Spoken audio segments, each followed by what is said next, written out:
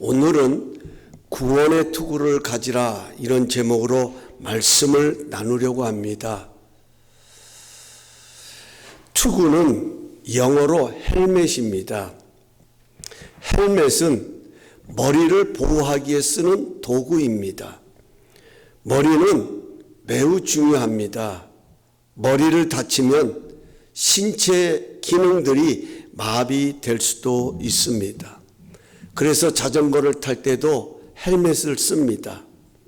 건설 현장에서도 안전 헬멧을 착용하는 것은 당연한 의무입니다. 군인들은 훈련이나 전쟁에 참여할 때 방탄모라고 하는 헬멧을 철모를 착용합니다.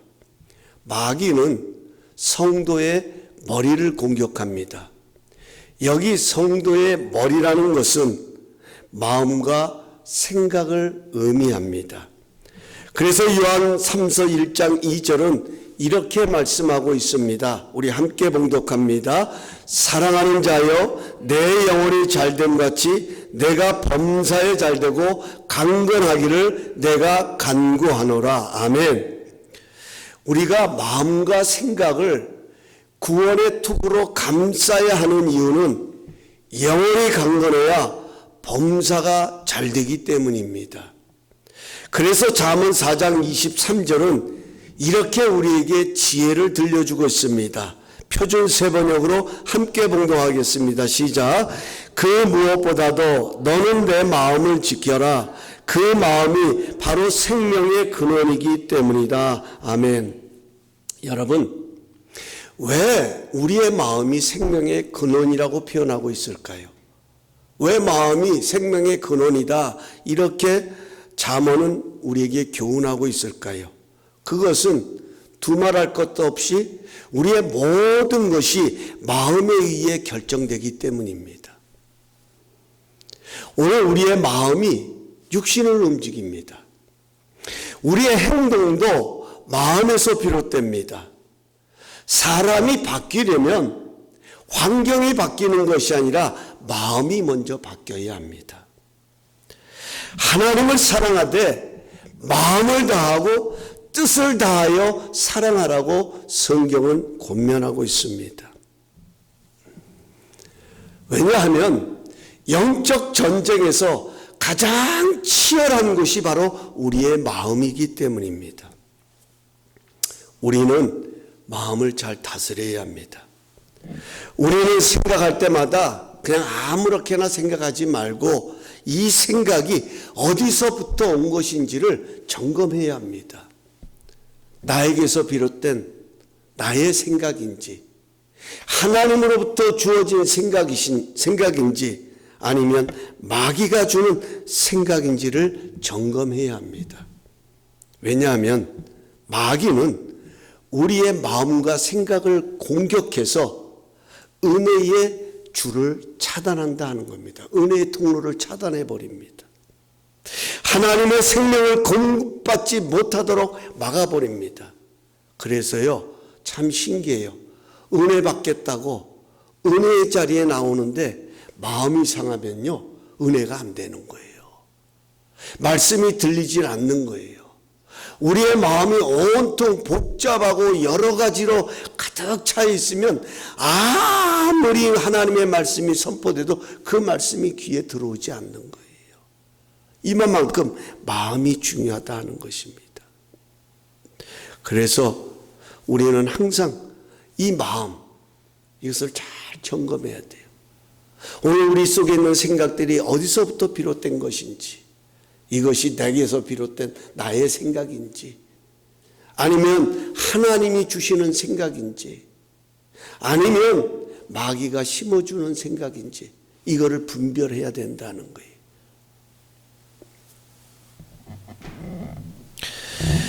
마음을 지키지 못함으로 인하여 멸망의 길을 걸었던 사람의 대표적인 사람이 바로 가룟 유다입니다. 우리가 잘 아는 것처럼 가룟 유다는 예수님의 제자로서 예수님을 은 30냥에 팔아넘긴 배반자가 되었습니다. 어떻게 예수님의 제자로서 그 12명 가운데 유독 가룟 유다가 예수님을 팔아넘기는 배반자가 되었는지 요한복음 13장 2절은 이렇게 설명합니다. 제가 표준 세번역으로 봉독합니다. 여러분은 화면을 보시고 따라오시면 됩니다. 저녁을 먹을 때에 악마가 이미 시온의 아들인 가롯 사람 유다의 마음속에 예수를 팔아넘길 생각을 집어넣었다. 여기 마귀가 예수를 팔아넘길 생각을 집어넣었다라는 말은 가룟 유다의 마음을 충동질했다는 것입니다. 이제 우리 예수님께서는 잠시 후면 예수님 자신이 하나님께로 돌아가실 것을 아시고 수건을 허리에 동인 채로 제자들의 발을 씻겨 주셨습니다. 여러분, 그 장면들을 한번 생각해 보십시오. 유월절 만찬을 먹기 위해서 제자들이 예수님을 중심으로 모여서 식사를 하는데 갑자기 예수님이 일어나셔서 허리에 수건을 동이시든지 제자들의 발을 씻기시는 겁니다. 얼마나 놀랐겠습니까? 뿐만 아니라 얼마나 감동이 되겠습니까? 얼마나 감격이 되겠습니까?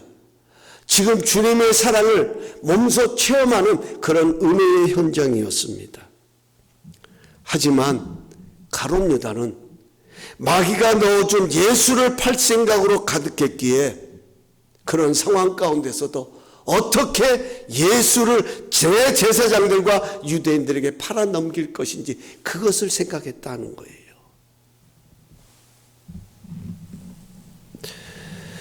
예수님께서 가룟 유다의 발을 씻기셨습니다. 예수님께서 자신의 발을 씻기실 그때도 가룟 유다는 이 예수를 어떻게 팔아넘길 것인가, 거기에 마음이 빼앗겨 있었다 하는 것입니다. 이것이 바로 마귀가 성도들의 머리를 공격하는 이유입니다. 마음과 생각을 공격함으로 본질을 벗어나게 하는 거예요. 정말 바라봐야 할 것을 바라보지 못하게 하는 거예요. 마음과 생각을 공격함으로 인해서 엉뚱한 것에 집착하고 엉뚱한 것에 마음을 빼앗겨서 결국은 은혜의 자리에서 멀어지게 하는 겁니다. 요즘 우리 주변에 치매 걸린 분들을 많이 아주 쉽게 만나보게 됩니다. 머리의 신경세포가 쇠퇴하면서 내 기능이 정상적으로 작동하지 못하는 거예요. 점점 내가 소위 말하는 죽어가는 거예요. 죽어가는 거. 기억들이 상실하는 겁니다. 입력됐던 모든 메모리들이 상실돼요. 여러분, 치매를 심하게 이렇게 걸린 분들을 보면 집을 나서질 못합니다. 왜냐하면 집을 나갔다가는 방향 감각이 없기 때문에 길을 잃어버리는 거예요. 집을 찾지도 못하는 겁니다. 뿐만 아닙니다. 자신이 누군지도 모릅니다. 나중에는 사람도 못 알아봅니다. 심하면 가족들도 못 알아봅니다. 그렇게 사랑하던 그 자녀들 위하여 모든 것을 내어 던졌던, 그렇게 사랑하던 자녀들까지도 너 누구니? 몰라봅니다. 여러분, 영적 생활도 마찬가지입니다. 마귀는 이 상황이라는 현실을 통해서 자꾸만 성도들의 마음과 생각에 데미지를 주는 거예요. 그래서 영적으로 뒤로 물러가 침륜에 빠지게 합니다. 그렇잖아요. 우리의 마음이 낙심이 되고 절망으로 가득하고 불평으로 가득하고 원망으로 가득하고 후회로 가득하고 정죄감으로 가득하면요, 여러분, 무기력해지는 거예요. 점점 신앙이 힘을 잃어가는 거예요. 그러다 보면 내가 누구인지도 몰라요. 그냥 평상시에는 나 하나님의 자녀야, 하나님의 백성이야, 이런 생각, 이런 마음을 갖고 있다가도 어려운 일을 당하면 잃어버리는 거예요. 내가 누군지를 잃어버리는 거예요. 하나님을 찾지도 못하는 거고 하나님께 나가지도 못하는 거고 하나님을 구하지도 못한다는 거예요. 그냥 점점 은혜에서 멀어지게 만든다는 것입니다. 그래서 사도 바울은 우리가 하나님의 능력을 힘입고 굳게 서기 위해서는 구원의 투구를 가져라, 이렇게 권면하고 있는 거예요. 그렇다면 우리가 마음과 생각을 지키기 위해서 써야 할 구원의 투구는 어떤 것일까요? 여기서 말하는 구원의 투구란 무엇을 말하는 것일까요? 바로 우리의 마음과 생각을 십자가와 부활의 신앙으로 무장을 하는 것입니다. 십자가와 부활. 지금 우리가 사순절을 보내고 있잖아요. 이 사순절은 특별히 십자가, 예수님의 십자가와 예수님의 부활을 깊이 묵상하는 그런 시간들입니다. 여러분, 십자가와 부활은 우리 구원에 있어서 가장 중요한 핵심입니다. 예수님께서 십자가를 지시고 죽으시고 다시 부활하셨기 때문에 우리의 구원은 온전한 구원이 되는 것입니다. 우리는 예수님의 십자가를 대할 때마다 그 십자가를 통해서 내가 누구인지를 깨닫는 거예요. 그 예수님의 십자가를 바라볼 때마다 내가 얼마나 큰 죄인이었는지를 깨닫는 거예요. 예수님의 십자가를 대할 때마다 내가 얼마나 주님의 사랑을 잊고 있는 존재인지를 깨닫는 거예요. 내가 뭐라고, 내가 나를 볼 때는 내가 행한 행실을 보면 형편없고 부족하고 별 볼 일 없을 수도 있는데, 참 못되기 짝이 없는데 이런 내가 뭐라고, 이런 나를 살리시겠다고 예수님께서 그 십자가에 달리셨는지, 그 예수님의 십자가에는 내가 아직 죄인 되었을 때 나를 사랑하사 아낌없이 그 십자가에 자신을 내어주셨던, 그래서 하나님의 사랑을 확증하셨던 그 예수님의 사랑이 그 십자가에 담겨져 있다는 겁니다. 우리는 그 십자가를 통해서 죄인을 용서하시고 안아주시는 하나님의 사랑을 발견하게 되는 것입니다. 뿐만 아니라 부활은요, 그런 죄인들을 다시 살리시는 하나님의 능력인 것입니다. 죄인들을 다시 살려내시는, 멸망받을 수밖에 없던 그런 존재들을 예수 그리스도의 십자가의 대속의 은혜로 말미암아 다시 살려내는 것, 이게 부활이에요. 부활. 다시 살려내는 것. 멸망받을 죄인들을 다시 살리셔서 영원한 생명에 이르게 하시는 생명의 능력이 십자가와 부활 가운데 담겨 있는 것입니다. 그래서 우리는 Amazing Grace, How Sweet the Sound, 나 같은 죄인 살리신 주 은혜 놀라와, 이런 찬양, 이 찬송을 부르면서 그렇게 감동하고 감격하는 거예요. 뿐만 아니라 기도할 때도 우리는 예수 이름으로 기도합니다. 마귀를 대적할 때도 예수의 이름으로 마귀를 내어 쫓습니다. 왜냐하면 예수의 이름 외에는 구원을 얻을 만한 다른 이름을 주신 적이 없기 때문입니다. 예수님만이 하나님께 나가는 참된 길이 되시고 진리가 되시고 생명이 되시기 때문입니다. 이 구원의 투구를 가져야 된다는 거예요.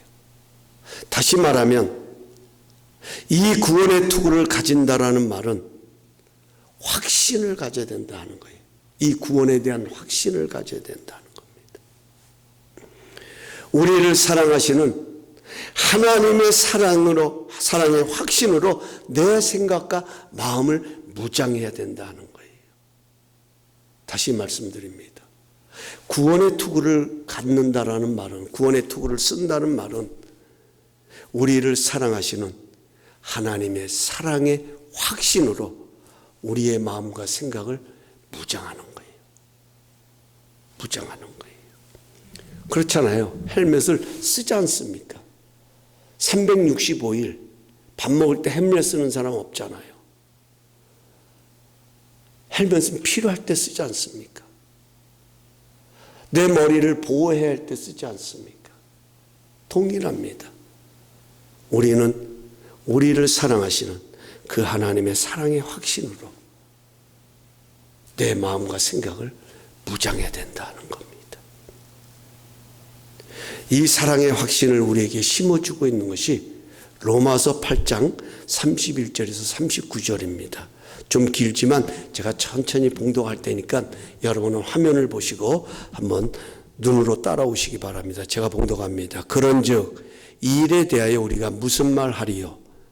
만일 하나님이 우리를 위하시면 누가 우리를 대적하리요? 아멘입니다. 하나님이 우리를 위하시는데 누가 우리를 대적할 수 있겠느냐?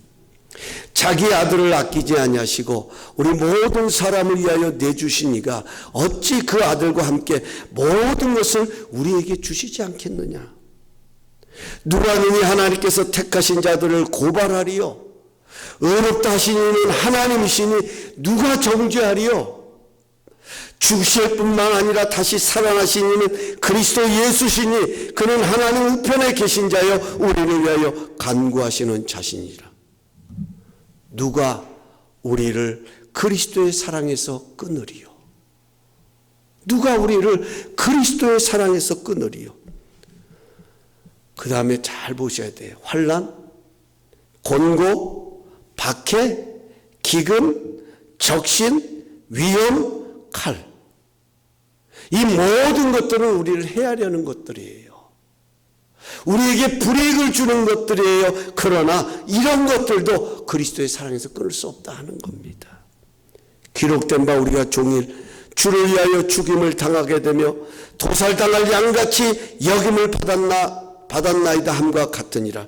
그러나 이 모든 일에 우리를 사랑하시는 이로 말미암아 우리가 넉넉히 이기느니라. 아멘입니다. 우리를 사랑하시는 그분으로 인하여 우리가 이긴다는 겁니다.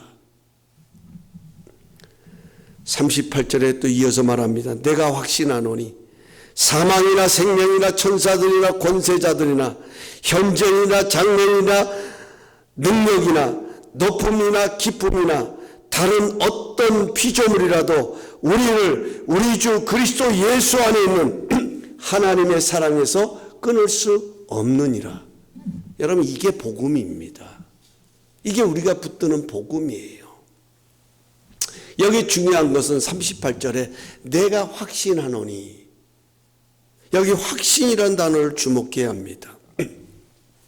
이 확신은요, 우리의 구원뿐만 아니라 우리의 삶과 모든 영역에서 매우 중요합니다.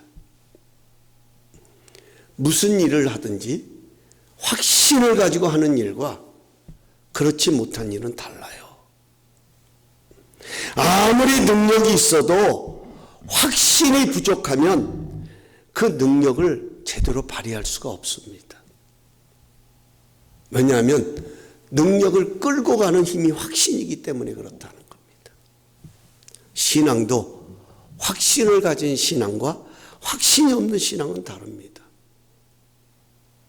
구원도 확신을 가진 구원과 확신이 없는 구원은 달라요.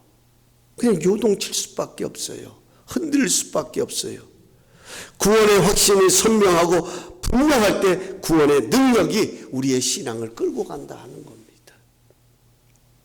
그렇다면 우리가 무장해야 할 구원의 확신이 무엇일까요? 오늘 사도 바울이 로마서 8장에 들려준 이 말씀 속에서 정말 우리가 붙들어야 할, 우리가 무장해야 할 구원의 확신이 있다면 그것이 무엇이냐? 저는 39절에 있는 다른 어떤 피조물이라도 라는 단어입니다. 다른 어떤 피조물이라도. 여러분, 우리가 구원의 확신을 갖는 데 있어서 얼마나 많은 방해들이 있습니까? 우리를 위협하는 것들이 얼마나 많습니까? 우리를 정말 그 흔들어 놓으려고 하는 마귀 사단의 공격들이 얼마나 많습니까? 그러나 분명한 우리 구원의 확신이 흔들리지 않는 것은 그 어떤 것이라도 우리를 그리스도 예수 안에 있는 하나님의 사랑에서 끊을 수 있는 것은 아무것도 없다. 여러분, 이것이 바로 우리가 무장해야 할 구원의 확신의 구원의 투구다 하는 것입니다. 우리는 이 확신을 가져야 합니다. 아무리 어렵고 힘들어도. 그래서 이 어렵고 힘든 상황들이 우리를 여러 가지 생각 속으로, 여러 가지 마음으로 우리를 끌고 가려고 합니다. 그럴 때마다 우리가 써야 할 구원의 투구는 뭐냐면, 나는 하나님의 사랑 안에 있다는 확신입니다. 나는 하나님의 사랑 안에 있다. 하나님의 사랑 안에 있다. 여러분, 확신은요, 근거가 중요합니다. 근거. 내가 갖는 이 확신을 어디다 근거를 두고 있냐는 거예요. 뭐 때문에 내가 이 확신을 갖고 있냐는 이것이 굉장히 중요합니다. 우리가 구원의 확신을 가진다 할 때는 그 근거는 우리에게 있지 않고 하나님께 있다 하는 뜻이에요. 왜냐하면 구원은 내가 만들어가는 것이 아닙니다. 구원은 내 행동에 따라 완성되는 것도 아닙니다. 구원은 우리를 위하여 하나님으로부터 주어지는 것입니다. 그래서 에베소서 2장 8절에서 9절은 이렇게 말씀합니다. 우리 화면을 보시고 함께 한번 중요한 말씀이니까 봉독하겠습니다. 시작. 너희는 그 은혜에 의하여 믿음으로 말미암아 구원을 받았으니 이것은 너희에게서 난 것이 아니요 하나님의 선물이라. 행위에서 난 것이 아니니 이는 누구든지 자랑하지 못하게 함이라. 아멘. 그렇습니다. 확신은 근거가 중요합니다. 우리 구원의 확신은 내게 있는 것이 아니라 하나님의 사랑에서 비롯된다 하는 겁니다. 이게 왜 중요한지를 제가 지금 이제 말씀을 맺어가면서 점점 이제 끝나가걸랑요, 제가 성경에서 예화를 찾아서 여러분에게 한번 말씀드리려고 합니다. 여러분, 우리 구원의 확신이 가장 많이 흔들릴 때가 언제입니까? 물론 어려울 때, 힘들 때, 또 내가 원치 않는 그런 실패를 경험하고 고통을 당할 때 우리 구원의 확신이 흔들릴 수도 있습니다. 근데 가만히 생각해 보면요, 우리 구원의 확신이 가장 많이 흔들릴 때가 언제냐면, 바꿔서 말하면 마귀가 우리의 마음과 우리의 생각을 가장 많이 공격할 때가 언제냐면 하나님이 침묵하실 때입니다. 하나님이 침묵하실 때. 여러분, 하나님의 침묵을 경험해 보신 적이 있습니까? 하나님이 침묵하시는 것을 경험할, 내가 그렇게 기도하고 내가 그렇게 하나님을 찾는데도 하나님은 도대체 응답도 없으시고 그냥 졸고 계시는 것 같고 저 멀리 계시는 것 같은 그런 상황이 찾아올 때 여러분, 어떤 마음이 드세요? 그냥 포기하고 싶지 않으세요? 하나님이 나를 사랑하지 않으시는가 봐. 하나님이 이 기도 원치 않으시나 봐. 하나님은 이런 일을 행하고 싶지 않으신가 봐. 실망하고 포기하고 싶을 때가 있습니다. 마귀는요, 이런 모습을 틈타고 들어와서 그 마음과 생각을 사로잡아 버리는 거예요. 이것처럼 쉬운 게 어딨냐 하는 겁니다. 그냥 마음과 생각을 공격합니다. 그 대표적인 사람이 욥입니다. 욥. 우리가 아는 것처럼 욥은 하나님을 경외했고 정말 철저히 하나님 중심의 삶을 살았고 하나님의 복을 누렸던 욥이 마귀가 시험하는 그 시험으로 인하여서 참 고통을 겪습니다. 아마 욥의 생애는 전혀 이런 걸 생각하지 않았을 거예요.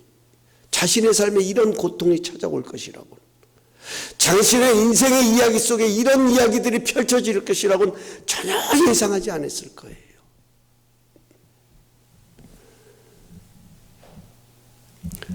이런 고통의 시간을 지나는 욥이 가장 힘들었던 것 중에 하나는 뭐냐면요, 성경을 욥기서를 읽어보면 23장에 고백하는 그 고백이 담겨 있어요. 욥이 뭐라고 말하냐면 한마디로 하나님을 찾았지만 만날 수가 없다라는 겁니다. 그래서 그 마음이 근심이 된다. 욥기 23장 2절에 가면 그렇게 표현하고 있어요. 내 마음이 근심이 되어 탄식이 된다. 내가 앞으로 가도 그가 아니 계시고 뒤로 가도 그가 보이지 아니하시고 그가 왼쪽에서 일하시나 내가 만날 수 없고 그가 오른쪽으로 돌이키시나 배울 수 없구나. 여러분, 이런 상황을 만나면 누구든지 하나님의 은혜가 떠났나 보다, 이런 마음과 생각이 쉽게 자리하지 않겠습니까? 그런데 그게 바로 마귀가 우리의 마음과 생각을 공격하는 그 모습이다 하는 것입니다. 사랑하는 성도 여러분, 지금부터 잘 들으셔야 돼요. 하나님의 침묵은, 성경에 보면 하나님은 우리에게만 침묵하시는 것이 아니라 성경을 보면 하나님은 중요한 시점마다 하나님이 침묵하셨습니다. 아브라함의 생애도 그랬고요, 야곱의 생애 속에서도 그랬고요, 이삭의 생애 속에서도 그랬고요, 요셉의 생애 속에서도 그렇고. 여러분, 하나님의 침묵은 포기해야 되는 시간이 아닙니다. 기도를 멈춰야 하는 시간이 아닙니다. 꿈을 접어야 하는 시간이 아닙니다. 여전히 하나님께서 사랑으로 나를 붙들고 계심을 확신하는 시간이 하나님의 침묵의 시간이라는 것을 꼭 기억하셔야 합니다. 제가 한 분을 소개할게요. 우리가 창세기에 가서 보면 노아가 나옵니다. 노아는 하나님이 명하신 명령에 따라서 방주를 졌죠. 그리고 때가 이름에 하나님께서 어느 날 노아에게 그 방주를 완성하고 나자 하나님이 노아에게 뭐라고 말씀하시냐면, 너는 내 가족과 이 모든 짐승들을 이끌고 방주로 들어가라, 이렇게 명하셨어요. 그러니까 노아는 그 말씀에 따라서 방주로 들어갔습니다. 그런데 신기한 것은 방주에 들어가서 방주문이 닫히자 하늘문이 열리고 땅이 열리고 막 비가 쏟아지고 홍수가 나기 시작합니다. 그런데 신기한 것은 하나님은 침묵하셨어요. 한 말씀도 안 했어요. 1년 반 동안 온 세상이 물에 잠길 만큼 그렇게 많은 풍랑이 일어나고 비가 쏟아지고 땅에서는 물이 솟아나는데도 하나님은 침묵하셨다 하는 겁니다. 그리고 언제 말씀하시냐? 1년 반이 지난 다음 그 방주에서 나오라고. 노아가 창문을 열어서 비둘기를 띄어서 잎사귀를 물고 올 때 하나님 그때서야 노아에게 방주에서 나오라고 말합니다. 여러분, 그 1년 반 동안 노아가 얼마나 답답했을까요? 얼마나 무서웠을까요? 여러분, 노아의 방주는 창문이 없어요.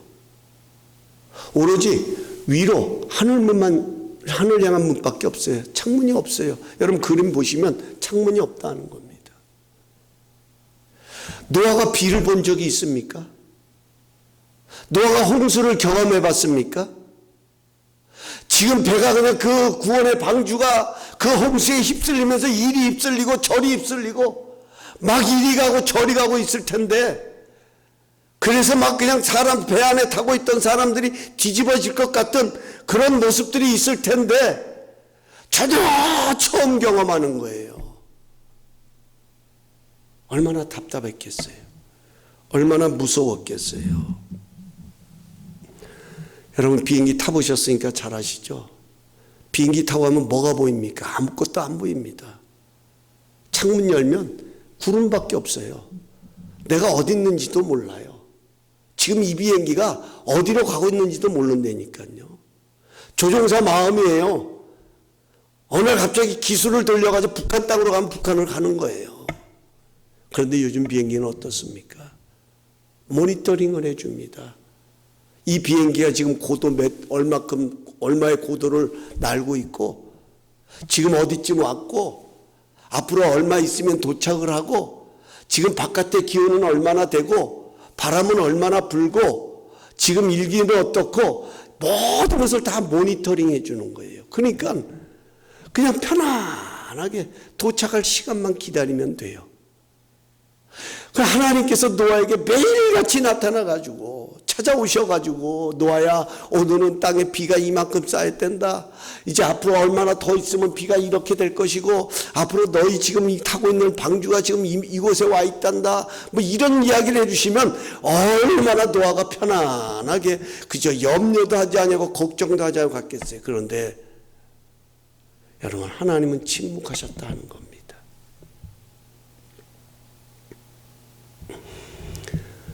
하나님은 침묵하셨지만 그 방주는 누가 인도하고 계셨냐? 하나님이 그 배에 기술을 잡고 계셨잖아요. 노아에게 있어서 이 방주는 오로지 하나님의 사랑에 매여 달리는 시간이었습니다. 결과적으로 하나님의 사랑에 붙들고 계셨음을 확인하는 시간이 노아의 방주에서 나올 때 확증되는 시간이었습니다. 여러분, 노아만 그렇습니까?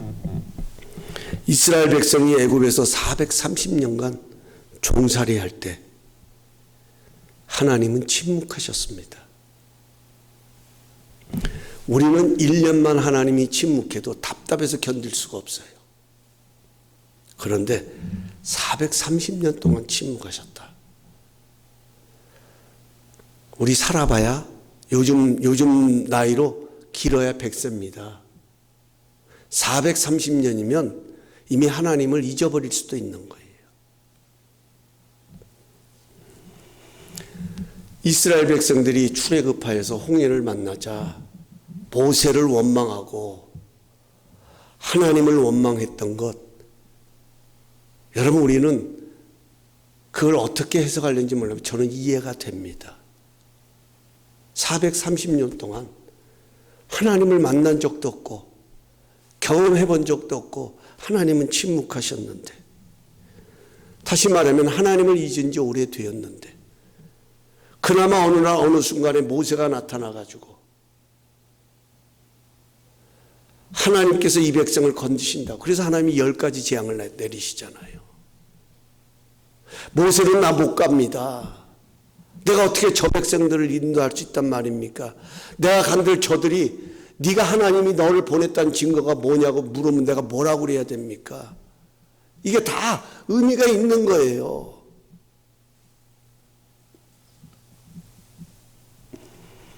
이스라엘 백성들은 이미 하나님을 잊은 지가 오래되었어요. 그나마 모세가 나타나서 당신들이 살 길이 이거다. 10가지 재앙을 보여주시니까 이스라엘 백성들은 그냥 따라 나선 거예요. 그런데 나섰는데 세상에 그 나섰을 때 기분이 어떻겠어요? 기분이라는 표현 좀 죄송합니다만은 그 마음이 어땠냐는 거예요. 야, 이제는 우리 뭔가 새로운 세대가 우리 앞에 시대가 펼쳐지겠구나. 얼마나 근데 홍해가 가로막히고 뒤에서는 바로의 군사들이 쫓아오고. 이해되세요, 여러분? 여러분 같으면 할렐루야, 주여 믿습니다. 하나님 날 구원하실 줄 믿습니다. 이러시겠어요? 항상 성령 충만하면 가능해요. 항상 그 영이 하나님과 교통함을 이루고 있었다면 그건 돼요. 430년 동안 하나님을 잊고 있었던 백성들이 두려워할 수밖에 없죠. 야, 고작 이거 보여주려고 우리를 이렇게 이끌어냈단 말이냐. 그때 하나님이 들려주신 것이 뭐냐. 모세를 통해서 너희는 가만히 있어. 오늘 너희를 위하여 행하시는 하나님의 구원을 보라고 설득하십니다. 이 말을 바꿔서 말하면 상황은 두렵고 힘들고 견디기 어려운 상황이지만 하나님이 너희를 붙들고 계시니까 너희는 가만히 있어서 이것을 경험하려는 거예요. 이 말이 그 표현인 거예요. 하나님은 침묵하셔도 이스라엘을 잊어버린 적이 없으시다고 성경에 말씀하고 있습니다. 이 말은 하나님은 아브라함과 이삭과 야곱과 맺은 언약을 한 번도 잊은 적이 없으신 신실하신 하나님이다 하는 겁니다.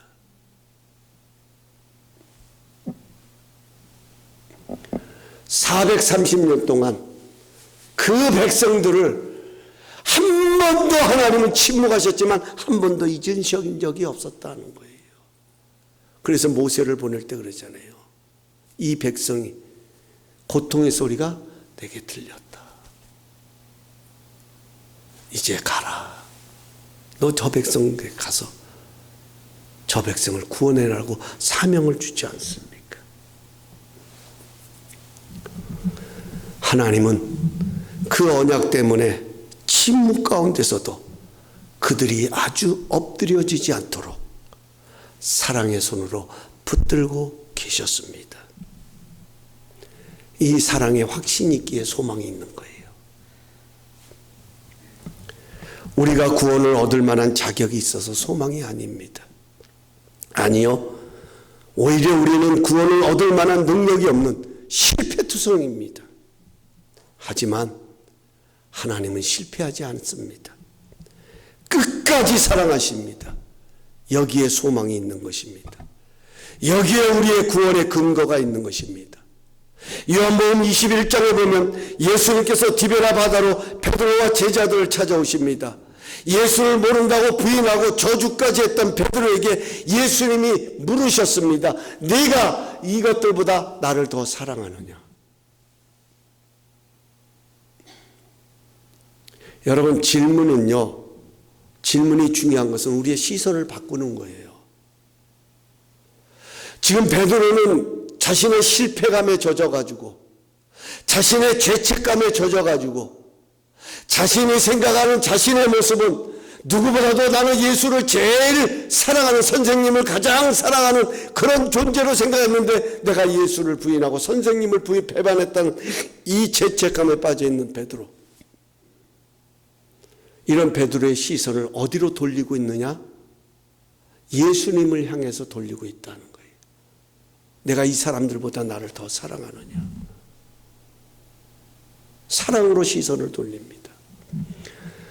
여러분, 똑같습니다. 예수님은 우리에게 물으실 거예요. 어떤 절망과 낙심과 어떤 상황 속에 있을 때 주님이 우리에게 묻고 싶은 질문이 있다면, 아무개야, 내가 이것들보다 나를 더 사랑하니? 만약에 예수님이 물으신다면 뭐라고 대답하실래요? 두말할 것도 없이 베드로와 똑같이 대답할 겁니다. 왜냐하면 베드로가 이런 자괴감을 갖는 것, 이런 정죄감에 빠져 있는 것, 자신의 연약함에 빠져 있다는 이 말의 의미는 예수님을 사랑하기 때문에 그런 거예요. 예수님을 사랑하지 않으면 뭔 상관이 있어요?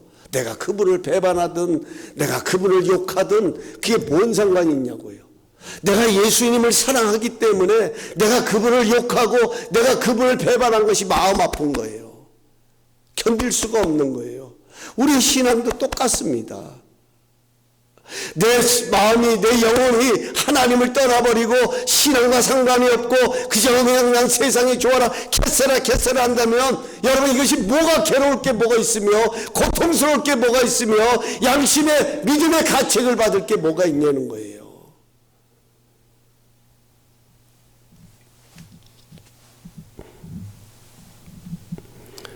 베드로는 서슴없이 자신의 본심을 이야기합니다. 그렇습니다.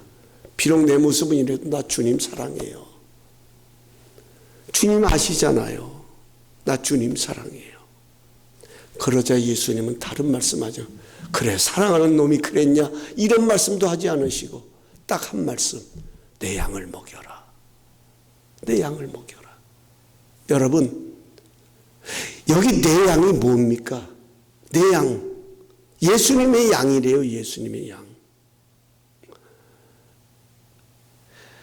여러분, 하나밖에 없는 목숨을 내어주시면서까지 사랑하셨던 그 양무리를 누구에게 맡기냐면 예수님이 모른다고 저주했던, 그 죄책감에서 헤어나지 못했던 베드로에게 맡기십니다. 무엇에 근거해서요? 주님을 사랑한다는 그 사랑의 확신에 근거해서 새로운 사명을 맡깁니다. 우리도 동일합니다. 넘어질 수 있고 실수할 수 있습니다. 그러나 우리 주님은 실수하지 않으십니다. 그렇잖아요. 베드로에게 새로운 사명을 주신 주님, 그 실수한 겁니까? 세상적인 방법은 실수한 거죠. 왜? 그럴 가치도 없는 존재에게 양을 맡겼으니 예수님 실수하는 거죠. 그런데 예수님 실수하지 않으셨습니다. 그 베드로가 훗날 예수님을 위하여 십자가에 거꾸로 메어 달리는 순교를 하는 충성스러운 제자가 되지 않습니까?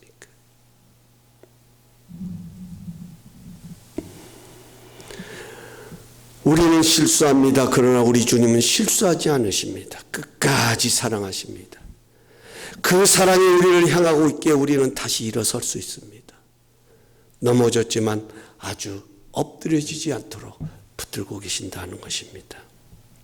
이제 말씀 맺습니다. 사랑하는 성도 여러분, 신앙은 내게 시선을 두는 것이 아니라 주님께 시선을 두는 생활입니다. 중요한 것은 우리의 마음이 어디를 향하고 있느냐입니다. 지금 우리가 처해 있는 이 상황 가운데에, 이 상황 속에 우리의 마음이 지금 어디를 향하고 있느냐 하는 것입니다. 이것이 곧 우리의 모든 것을 결정하게 됩니다. 이것이 우리가 어떤 상황에서도 구원의 투구를 쓰고 있어야 하는 이유입니다. 어렵고 힘들수록 우리는 보다 더 깊은 구원의 확신 속에 머물러야 합니다. 우리의 마음과 생각을 구원의 확신으로 감싸야 합니다. 그 어떤 것으로도 하나님의 사랑에서 우리를 빼앗을 수 있는 것은 아무것도 없음을 확신하고 십자가와 부활의 신앙으로 무장해야 합니다. 지금 우리가 살아가는 이 세상은 전쟁터와 같은 세상입니다. 이런 세상도 그리스도 예수 안에 있는 하나님의 사랑에서 우리를 빼앗지 못한다고 하는 것, 이것이 바로 복음이고 구원의 확신인 것입니다.